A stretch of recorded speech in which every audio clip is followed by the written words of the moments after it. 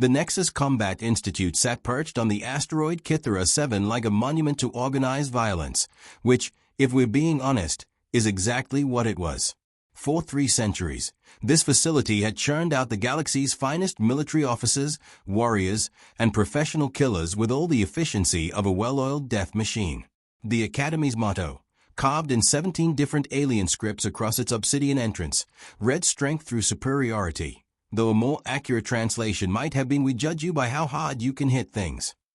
The Institute's reputation wasn't built on participation trophies. Oh no, this was a place where only the physically elite survived, where Darwin's theories got a turbo boost from advanced alien technology and centuries of selective breeding programs. The Craxian reptiloids with their titanium-infused bones, the Vorthak with their hydraulic muscle systems, the crystalline Zethkari who could literally shatter steel with their fists. These were the species that dominated the Academy's halls and, not coincidentally, the galaxy's military command structure. It was a beautifully simple system. Really.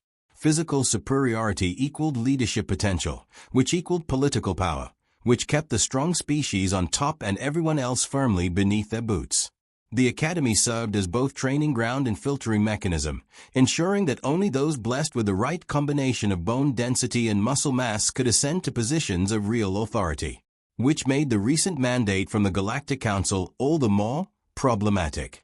Diversity initiatives, muttered Commander Vexthor, the Academy's Craxian commandant, as he reviewed the latest batch of admission files. The word diversity seemed to leave a particularly bitter taste in his forked tongue. Political correctness run amok. The files spread across his metallic desk told a story that would have been laughable if it weren't so tragic. Humans. Actual humans. Not 1 or 2 token admissions, but an entire cohort of the galaxy's most notoriously fragile species, sent to the most brutal military academy in known space because some bureaucrats in comfortable offices thought it would promote interspecies understanding. Vexthor's scaled fingers drummed against his desk as he contemplated the situation. Humans were useful enough in their place, decent at technology, surprisingly creative problem solvers, and they bred like Altarian space rabbits. But warriors? The very notion was almost insulting. These were the beings who needed protective gear just to walk on their own planet's surface, who could be killed by simple atmospheric changes that other species considered mildly refreshing. Still, orders were orders, even stupid ones. The humans would be admitted, they would be trained according to standard protocols, and when they inevitably washed out in the first week, the Academy could point to their corpses as evidence that they had given diversity their best effort. The human transport arrived on a Tuesday, which seemed somehow appropriate. Tuesdays had always struck Vexthor as particularly unremarkable days, and unremarkable seemed like the perfect descriptor for the 23 humans who shuffled off the boarding ramp looking like they'd rather be literally anywhere else. They were, by galactic standards, pitifully small. The tallest barely reached the chest height of an average Craxian, and they moved with all the natural grace of sedated livestock. Their thin skin looked like it might tear if someone sneezed too hard in their direction, and their soft, squishy appearance suggested that they'd probably bruise if exposed to a stiff breeze. Among them, one female human caught Vexthor's attention, though not for any particularly impressive reason. She was average height for her species, with dark hair pulled back in a simple ponytail and an unremarkable face that seemed designed to blend into crowds. What struck him as odd was her posture, where the other humans hunched their shoulders and darted nervous glances around the intimidating Academy grounds. She stood straight and observed everything with the calm interest of someone taking notes for a mildly engaging documentary. Fresh meat, chuckled Sergeant Keth'var, the Academy's primary hand-to-hand combat instructor, as he watched the humans attempt to navigate the station's artificial gravity. Keth'var was a prime specimen of Vorthak engineering, 8 feet of hydraulically enhanced muscle wrapped around a skeleton that could probably survive a direct asteroid impact. His forearms moved with the fluid precision of a professional killer, which he had been before finding his calling in education. Look at them stumble, he continued, his voice carrying the sort of amusement usually reserved for watching small children attempt advanced mathematics. Half of them can barely walk in standard gravity. This should be entertaining. The Academy's training regimen had been refined over centuries to transform raw recruits into efficient killing machines. It began with basic physical conditioning that would have made ancient Spartan training look like a relaxing spa weekend. Morning calisthenics at 3 times standard gravity, followed by combat drills using weapons that most species would consider construction equipment, then afternoon sessions in environmental adaptation that involved being locked in chambers that randomly cycled through every hostile atmospheric condition known to galactic science.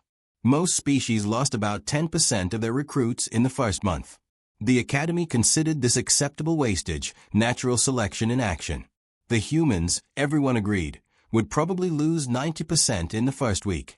Day 1 of training dawned with all the subtle menace of an approaching supernova. Keth'var had spent the previous evening reviewing the humans' physiological data and cackling with the sort of glee usually associated with sadistic children and serial killers. Their bone density was laughably low, their muscle-to-body mass ratio was embarrassing, and their reflexes were so slow that they might as well have been operating in geological time. "Welcome to hell," he announced to the assembled recruits as they stood in the Academy's main training hall. The space was designed to intimidate, high ceilings, walls lined with weapons from 100 different worlds, and training equipment that looked more like medieval torture devices than exercise machines. The alien recruits, mostly Craxians, Vorthak, and a few crystalline Zethkari, stood at perfect attention, their genetically enhanced physiques making them look like living statues carved from violence and determination. The humans, clustered together like frightened prey animals, looked about as impressive as a group of accountants who had accidentally wandered into a gladiatorial arena. For the next 6 months, Keth'var continued, his forearms gesturing expansively, "I will push you beyond your limits, break you down, and rebuild you into something worthy of the uniform. Some of you will excel. Some of you will survive. And some of you." His gaze lingered meaningfully on the human contingent. "Will provide the rest with valuable lessons about the consequences of inadequacy."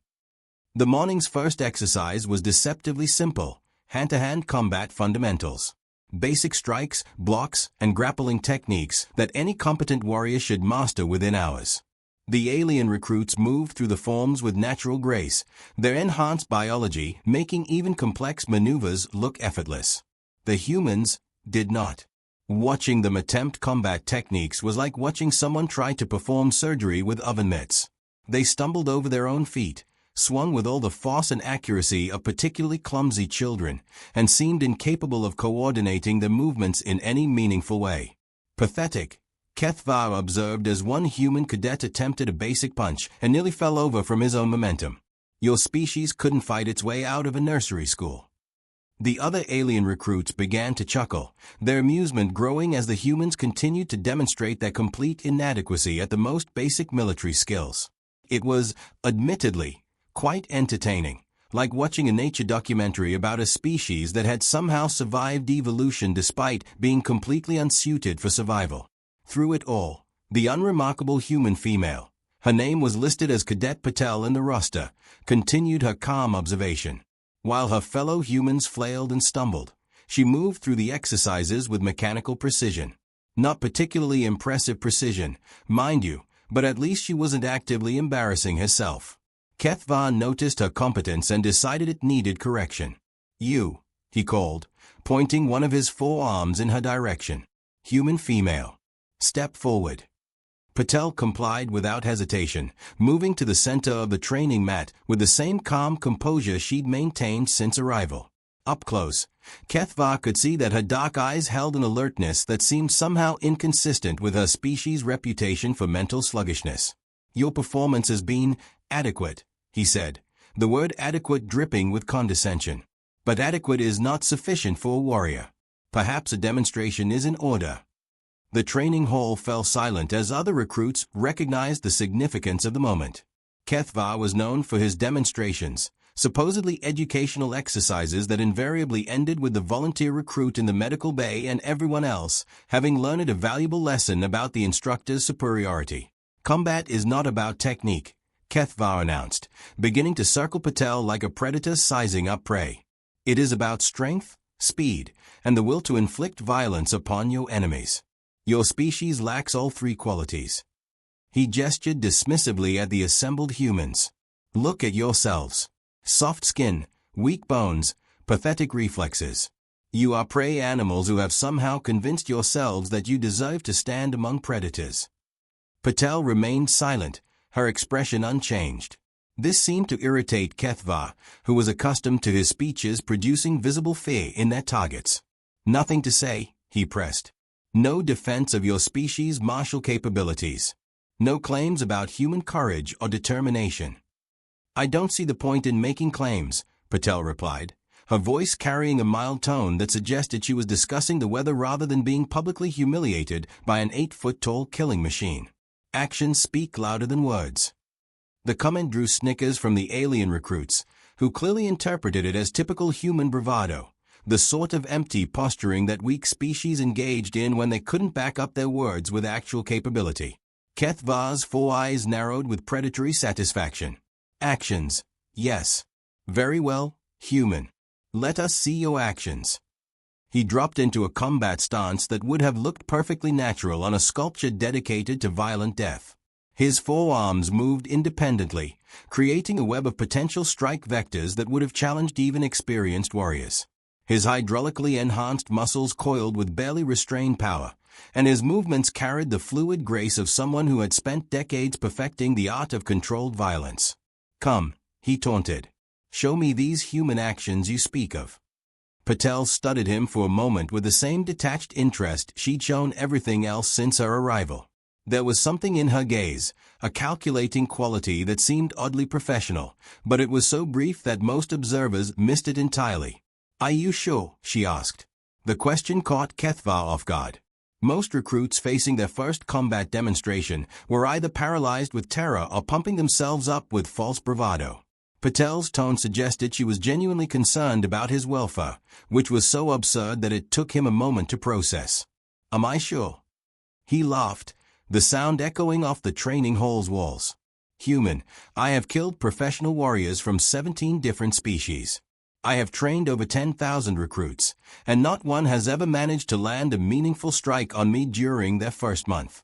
You are asking if I am sure about facing a human in combat." "Just checking," Patel said mildly. What happened next occurred so quickly that most witnesses would spend years arguing about the exact sequence of events. Keth'var launched himself forward with the explosive speed that made Vorthak warriors legendary throughout the galaxy. His forearms moved in a coordinated pattern designed to overwhelm opponents with multiple simultaneous attack vectors. It was a technique that had never failed him, a demonstration of superiority that typically ended with his opponent unconscious on the floor within seconds. Patel took one step to her left, ducked slightly, and threw a single punch.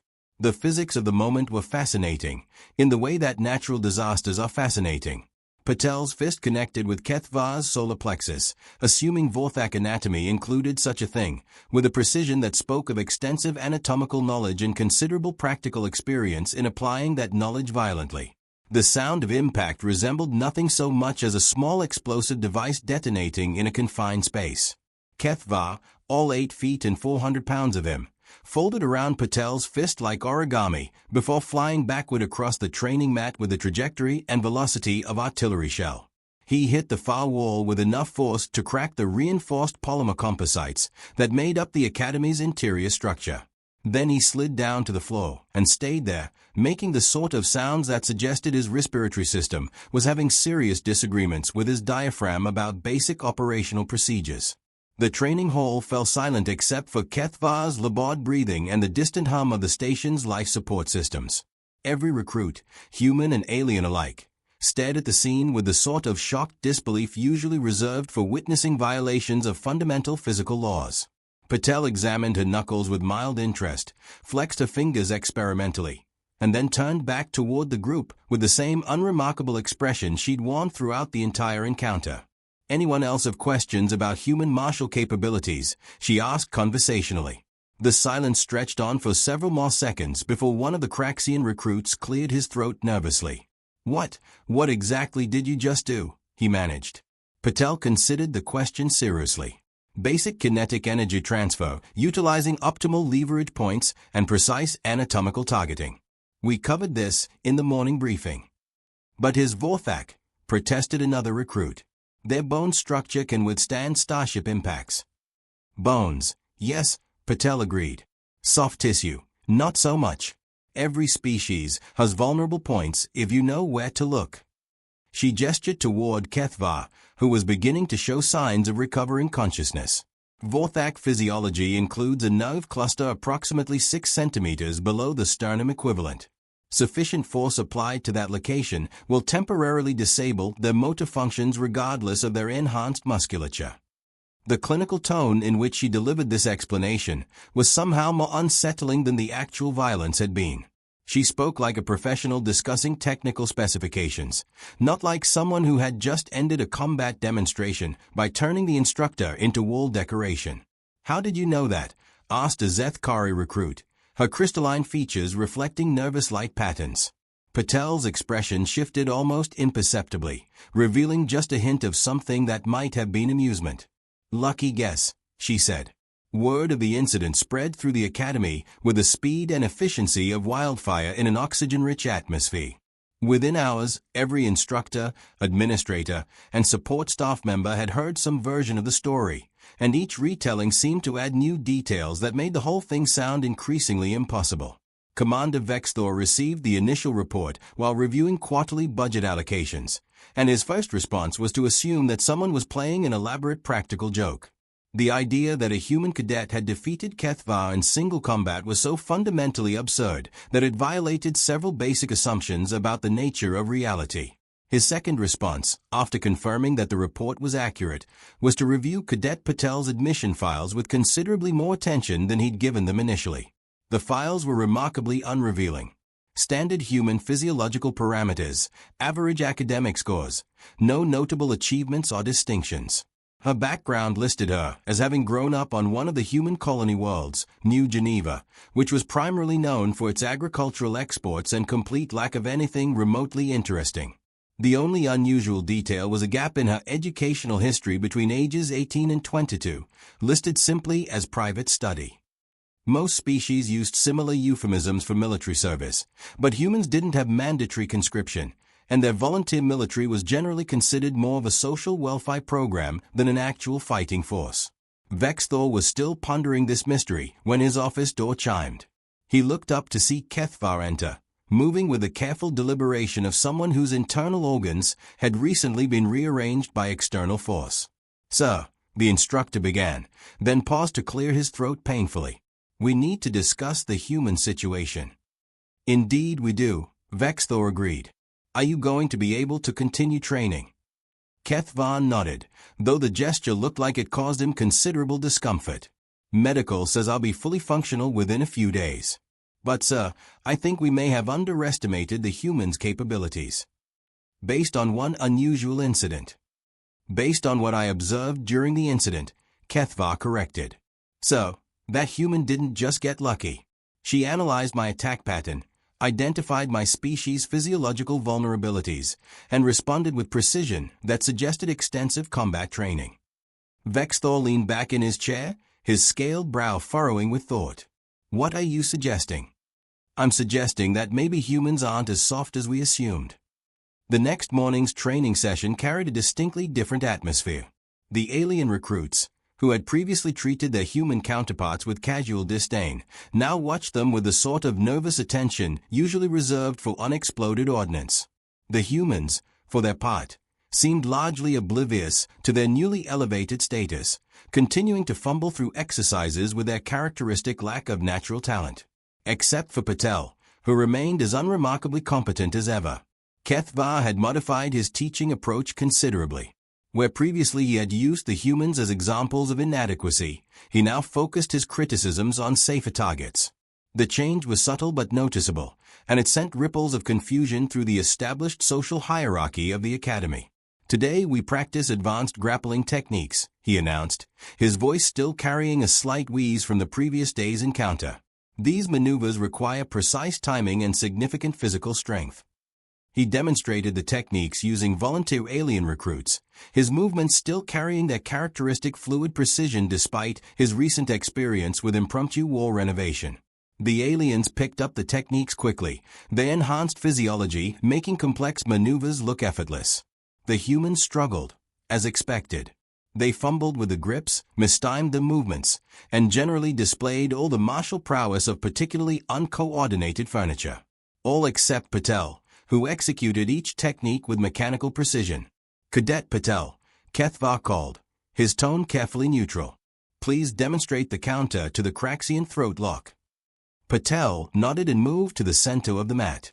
A Craxian recruit volunteered as her partner, though he approached her with considerably more caution than he would have shown the previous day. The throat lock was a standard Craxian technique that utilized their species-enhanced grip strength to apply crushing pressure to an opponent's neck. It was considered one of the more brutal holds in the Academy's curriculum, capable of rendering most species unconscious within seconds. The Craxian cadet applied the hold with textbook precision, his scaled hands closing around Patel's throat with enough force to crack steel pipes. Patel allowed the hold to settle for a moment, then moved. Her counter was a thing of terrible beauty. A precise twist that redirected the Craxian's momentum, followed by a leverage-based throw that sent him tumbling across the mat with surprising gentleness. She had neutralized a technique that relied on superior physical strength, using nothing but knowledge, timing, and applied physics. Excellent form, Keth'var said, and there was genuine respect in his voice now. Where did you learn that particular counter? Books, Patel replied, which was probably true, but somehow didn't feel like the complete answer. The questioning looks from her fellow humans suggested that they were beginning to wonder about their unremarkable teammate as well. After all, they had grown up with humans. They knew what human capabilities typically looked like, and what they were seeing from Patel was definitely not typical. That evening, Vexthor made a decision that he would later describe as either brilliant or catastrophically stupid, depending on how things turned out. He accessed the Academy's restricted databases and ran a deep background check on Cadet Patel. What he found made him wonder if the galaxy's intelligence services were playing some sort of elaborate joke on him. According to the restricted files, Cadet Patel's private study period had been spent at a training facility that didn't officially exist, run by an organization that definitely didn't exist, learning skills that humans theoretically couldn't possess. The facility was listed in the databases under 17 different code names, none of which was supposed to be accessible to anyone below the Galactic security clearance level. The human military, it seemed, was not quite as harmless as advertised. Vexthor spent several hours reading through files that painted a very different picture of human capabilities. Deep cover operatives who could pass for members of other species. Assassination specialists who used their apparent weakness as camouflage. Combat techniques specifically designed to exploit the overconfidence of physically superior opponents. The files suggested that while most humans were exactly as soft and harmless as they appeared, a small percentage were trained to be something else entirely. Something that used the galaxy's assumptions about human weakness as a weapon. By morning, Vexthor had reached a conclusion that would have significant implications for the Academy's future curriculum. The humans weren't soft. They were sneaky. The revelation changed everything and nothing. The Academy continued its standard training regimen. The alien recruits continued to dominate most physical exercises, and the humans continued to struggle with techniques that seemed to require capabilities their species simply didn't possess. But underneath the familiar routine, new dynamics were emerging. The alien recruits found themselves paying attention to human techniques that they had previously dismissed as ineffective. The instructors began to notice that human approaches to combat often prioritized efficiency over raw power, precision over brute force. And everyone watched Patel with the sort of careful attention usually reserved for potentially dangerous wildlife. She seemed entirely unbothered by her new status as an object of fascination.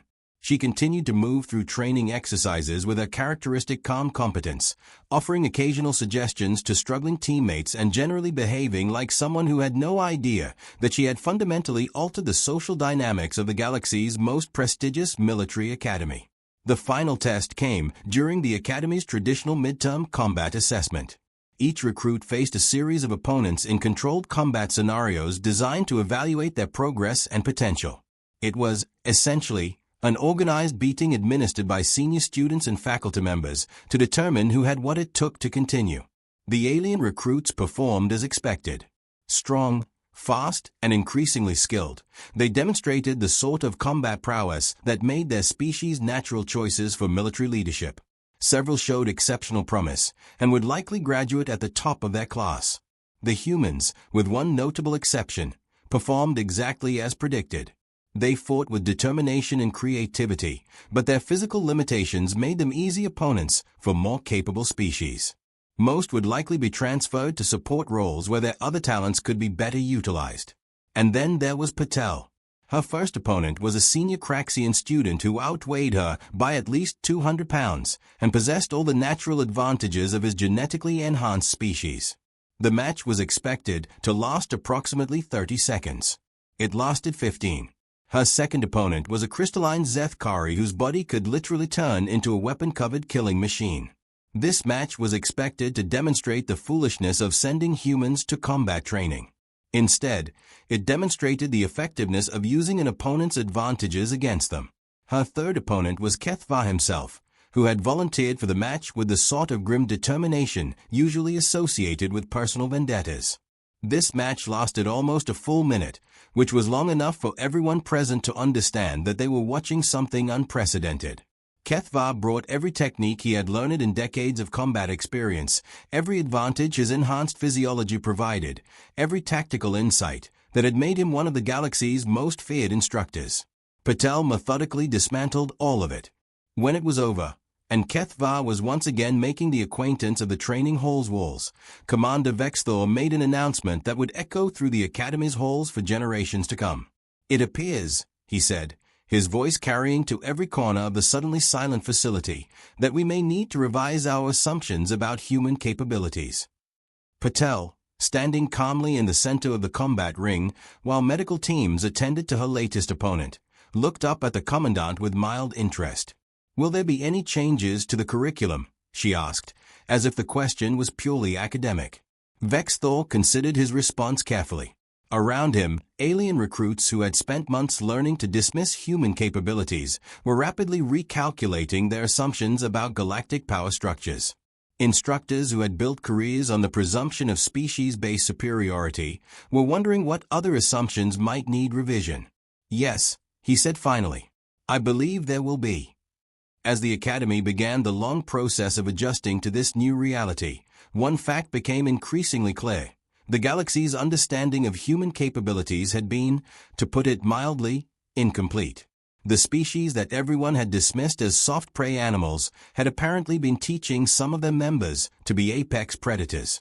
And they had been hiding this capability behind a facade of harmless incompetence for who knew how long. The implications were staggering, the potential consequences were far-reaching, and the immediate effect was to make everyone in the galaxy wonder what other assumptions about human limitations might need serious reconsideration. But all of that was a problem for tomorrow. Today, the Academy had learned a valuable lesson about the dangers of underestimating opponents based on appearances. It was, as educational experiences go, quite effective, even if it did require rather more medical attention than usual.